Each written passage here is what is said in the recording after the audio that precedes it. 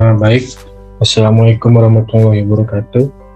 Perkenalkan, nama saya Tegar Yudi dari Fakultas MIPA Universitas Tanjung Pontianak, jurusan Rekayasa Sistem Komputer.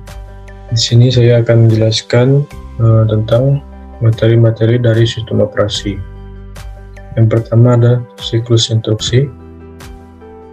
Siklus instruksi adalah proses di mana komputer akan mengambil program instruksi dari perusahaan memori, menentukan tindakan apa instruksi membutuhkan, dan melakukan tindakan tersebut. Siklus ini diulang terus-menerus oleh unit pengelola pusat, yaitu CPU, dari boot untuk saat komputer dimatikan.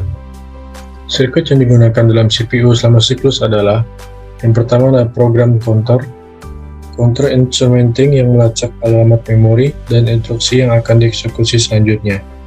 Yang kedua ada memory address register atau MAR, menyimpan alamat dari sebuah blok memori untuk dibaca dari atau ditulis.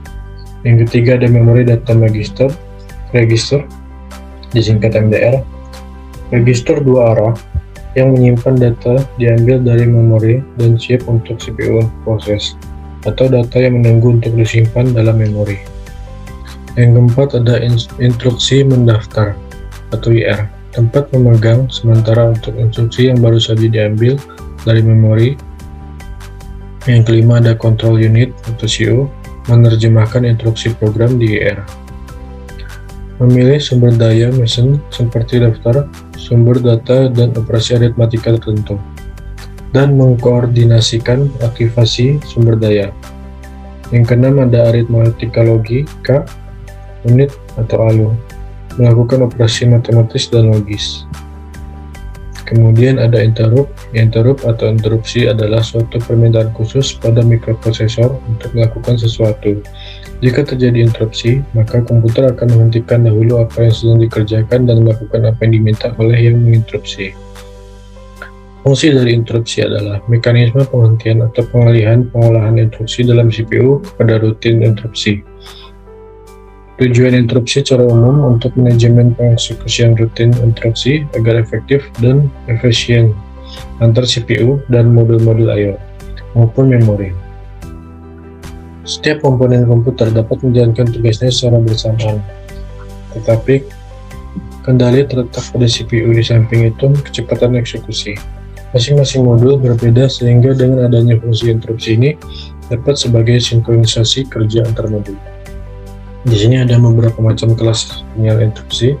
Yang pertama ada program, yaitu interupsi yang dibangkitkan dengan beberapa kondisi yang terjadi pada hasil eksekusi program. Contohnya arithmetic overflow, bagian nol, dan operasi ilegal. Yang kedua ada timer, interupsi yang dibangkitkan perwaktuan dalam prosesor. Yang ketiga ada I/O, sinyal interupsi yang dibangkitkan oleh modul I/O sehubungan pemberitahuan kondisi error dan penyelesaian suatu operasi. Yang keempat ada hardware failure, adalah interupsi yang dibangkitkan oleh kegagalan daya atau kesalahan paritas memori. Selanjutnya ada change memory. Change memory adalah jenis memori komputer berukuran kecil yang menyediakan akses data instan berkecepatan tinggi ke prosesor. Change memory menyimpan program, aplikasi, data komputer yang sedang digunakan. Change memory ini juga mau bertindak sebagai perantara RAM dan CPU. Change memory dibagi beberapa level. Level pertama internal change. Memori cache internal yang terpasang pada prosesor mempunyai proses tercepat dan harga yang mahal.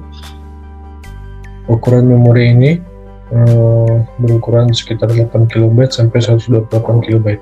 Yang kedua external cache memiliki kapasitas yang lebih besar dari 256 KB sampai dengan 2 MB. Meskipun begitu, cache level 2 ini memang mempunyai proses yang lebih lambat dibanding level 1. Yang ketiga ada main memory. Memory cache tempat komputer bekerja saat itu ukurannya kecil, dan begitu daya dimatikan, data tidak lagi tersimpan di memori level ketiga.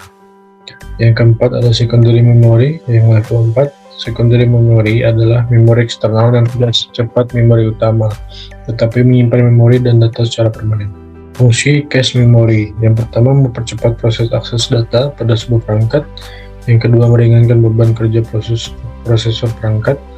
Yang ketiga, mempercepat kinerja dan performa dan memori perangkat. Yang keempat, menjadi perantara antara CPU dan RAM. CPU, RAM, dan memori utama. Selanjutnya, main memory. Memori atau memori utama merupakan media penyimpanan dalam bentuk array yang disusun word atau byte. Kapasitas daya simpannya bisa jutaan susunan. Setiap word atau byte mempunyai alamat tersendiri. Data yang disimpan pada memori utama ini bersifat volatile. Artinya data yang disimpan bersifat sementara dan dipertahankan oleh sumber-sumber listrik. Apabila sumber listrik dimatikan, maka datanya akan hilang. Di sini ada beberapa macam tipe dari memori komputer, yaitu yang pertama ada Random Access Memory atau RAM, Read Only Memory atau ROM, CMOS Memory, dan Virtual Memory. Selanjutnya, Magnetic Disk. Penyimpanan magnetik merupakan perantara penyimpanan sekunder yang paling banyak dijumpai pada sistem komputer modern. Pada saat disk digunakan, motor drive berputar dengan kecepatan yang sangat tinggi. Ada sebuah read-write head yang ditempatkan di atas permukaan piringan tersebut. Permukaan disk terbagi atas beberapa track yang masih terbagi lagi menjadi beberapa sektor.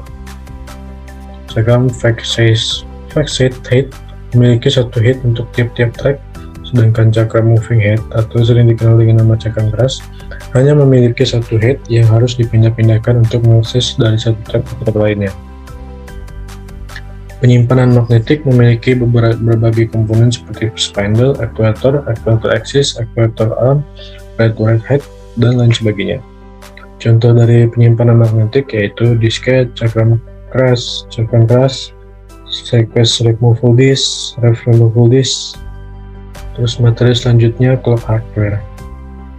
Sistem clock dikelola oleh kernel sistem operasi dan digunakan untuk mengatur tugas dan proses sinkronisasi dan penjadwalannya, pengaturan dan pengelolaan interupsi, pengaturan timer, dan lain-lain. Jam sistem melaporkan detik dan mikrodetik sejak titik awal dari boot sistem naik prosedur. Selanjutnya yang terakhir, Clock Software adalah perusahaan terbatas swasta yang mengembangkan perangkat lunak dan perangkat keras untuk industri perhotelan, sistem manajemen properti, tempat penjualan restoran, mesin pemesanan online, manajer saluran, kios swalayan, aplikasi hotel seluler.